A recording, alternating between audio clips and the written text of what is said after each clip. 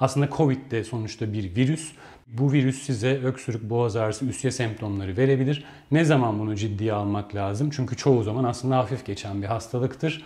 İşte bu bahsettiğimiz alarm bulguları olursa o zaman doktora gitmek lazım. Yoksa Covid de aslında bir virüstür. Diğer bütün üst solunum yolu virüsleri gibi ve kendi kendine çoğu zaman sorunsuz geçer gider.